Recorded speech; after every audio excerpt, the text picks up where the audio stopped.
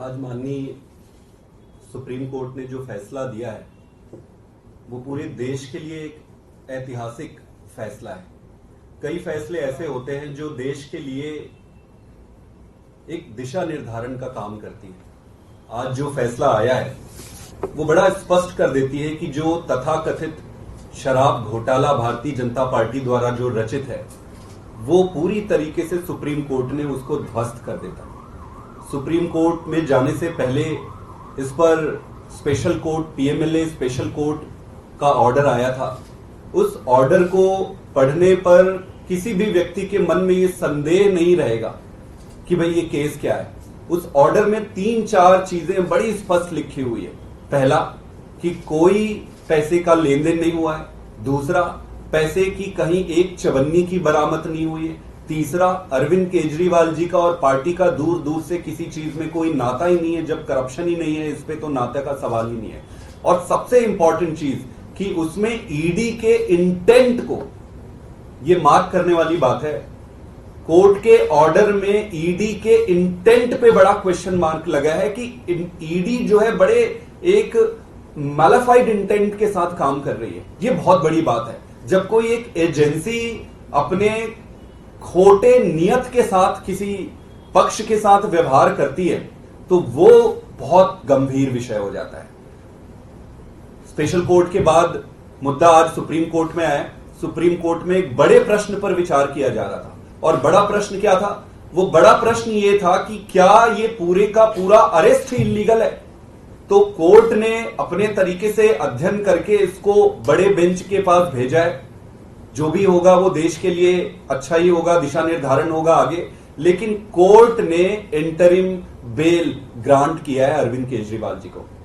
अब आपको ये समझना होगा कि पीएमएलए में जब सारे तथ्य और साक्ष्यों को देखकर सभी सबूत ये जो दिए हैं उसको एग्जॉस्ट करने के बाद ही ऐसे इंटरिम बेल या बेल दिए जाते हैं। तो मेरा ये सबमिशन है भारतीय जनता पार्टी से कि हर कोर्ट में आपको मुंह की खानी पड़ रही है और ये केस सिर्फ आपके द्वारा रचित एक सर्कस है। तो इस सर्कस को बंद करिए। देश का और जनता का और खास करके दिल्ली की जनता का समय व्यर्थ ना करें। नरेंद्र मोदी जी ने, अमित शाह जी ने और भारतीय जनता पार्टी ने इस देश को एक ही चीज दिया है। हर व्यक्ति का हर कार्यकाल की एक देन होती है कि भाई इसने क्या दिया, इसने क्या दिया, इसके कार्यकाल में क्या मिला। तो भाजपा के मोदी जी और अमित शाह के कार्यकाल में एक ही चीज मिला है उस देश को और वो है ये तानाशाही की ऐसी व्यवस्था जिसमें जिस राजनीतिक दल और राजनेता को ये सामने से हरा नहीं सकते या उनका सामना नहीं कर सकते, उनको गलत तरीके से फ्रॉडुलेंट तरीके से षड्यंत्र करके जेल में डालना या उनको फंसाना, इसको बंद करना चाहिए। देख लीजिए, ये पीएमएलए एक्ट है, इसका सेक्शन 19 पढ़ के बस एक सेंटेंस पढ़कर सुनाऊंगी। The director, deputy director, assistant director or any other officer authorized should have reason to believe any person has been guilty of an offense punishable under the act, he may arrest such a person. और supreme court ने क्या पाया?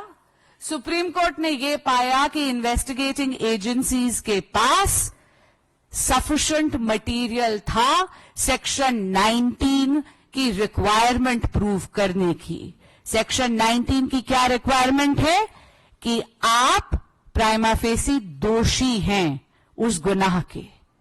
इसका मतलब है आज seal of approval लगाई है सुप्रीम कोर्ट ने। ये जो इंटरिम बेल मिली है माननीय मुख्यमंत्री अरविंद केजरीवाल जी को, ये सिर्फ इसलिए मिली है क्योंकि एक point of law larger bench को रिफर करा गया है।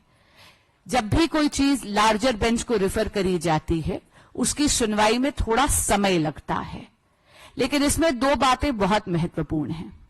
कुछ दिन पहले ईडी ने एक बहुत ही डिटेल्ड चार्जशीट कोर्ट के समक्ष रखी थी। उस चार्जशीट के तहत व्हाट्सएप चैट्स, साक्ष्य और बाकी के बाकी तथ्य देखकर ये पता चला था कि माननीय मुख्यमंत्री अरविंद केजरीवाल जी शराब घोटाले के किंग पिन हैं। उनके बहुत ही नजदीकी निकटतम रिश्ते हैं बाकी को अक्यूज्ड के साथ, और उनके निर्देश पर माननीय मुख्यमंत्री अरविंद केजरीवाल जी की जो सांठगांठ है बाकी को अक्यूज्ड के साथ, उन्हीं के कारण 100 करोड़ रुपए तक के किकबैक्स आम आदमी पार्टी के सरगना श्री अरविंद केजरीवाल जी ने लिया है शराब घोटाले में। उस 100 करोड़ रुपए में से 45 करोड़ रुपीस आम आदमी पार्टी की गतिविधियों के लिए इस्तेमाल हुए गोवा चुनाव में, और इसी के कारण आम आदमी पार्टी पहली पार्टी बनी है भारत के इतिहास में जो भ्रष्टाचार में इतनी लिप्त है कि उसको भी अभियुक्त बनाया गया चार्जशीट में। आज सुप्रीम कोर्ट ने एक और बहुत बड़ी ऑब्जर्वेशन दी है। सुप्रीम कोर्ट ने कहीं ना कहीं डायरेक्शन नहीं दी, लेकिन एक इशारा जरूर करा है। सुप्रीम कोर्ट ने यह इशारा करा है कि जब भी कोई भी कॉन्स्टिट्यूशनल फंक्शनरी इस प्रकार के अपराध में लिप्त होता है तो उसको अपने पद से इस्तीफा देना चाहिए। लेकिन माननीय मुख्यमंत्री अरविंद केजरीवाल जी इन्वेस्टिगेटिंग एजेंसीज को गुमराह कर रहे हैं, अपने साथियों को भी लिप्त कर रहे हैं। कभी सौरभ भारद्वाज जी का नाम लेते हैं, कभी आतिशी जी का नाम लेते हैं, कभी दुर्गेश पाठक जी का नाम लेते हैं, पर सत्ता के मुंह में इतने मदमस्त हैं कि सीएम की कुर्सी को छोड़ने के लिए वो तैयार नहीं है। इनकी इस जिद के कारण दिल्ली में एक पॉलिसी पैरालिसिस हो रहा है, एक कॉन्स्टिट्यूशनल क्राइसिस हो रहा है। आज जो इंटरिम बेल की कंडीशंस हैं वो वही हैं जो उनको पहले भी दी गई थी, यानी 10 मई का ऑर्डर जिसके तहत उनको इंटरिम बेल गई थी वो कंडीशंस लागू होती हैं। और उन कंडीशंस के तहत दो बहुत महत्वपूर्ण बातें हैं। पहली, माननीय मुख्यमंत्री अरविंद केजरीवाल जी सीएम के दफ्तर नहीं जा सकते। दूसरी बात, माननीय मुख्यमंत्री अरविंद केजरीवाल जी कोई फाइल नहीं साइन कर सकते जब तक कि उसको एलजी ऑफिस के यहां फॉरवर्ड ना करना हो। तो मैं आपके माध्यम से माननीय मुख्यमंत्री अरविंद केजरीवाल जी से पुनः अनुरोध भी करूंगी और उनको याद भी कराऊंगी कि उनकी इस जिद के कारण दिल्ली में एक टोटल पॉलिसी पैरालिसिस हो रखा है। सत्ता के मुंह में केजरीवाल जी मदमस्त है, दिल्ली की जनता त्रस्त है। उन्हें तुरंत त्यागपत्र देना चाहिए। धन्यवाद।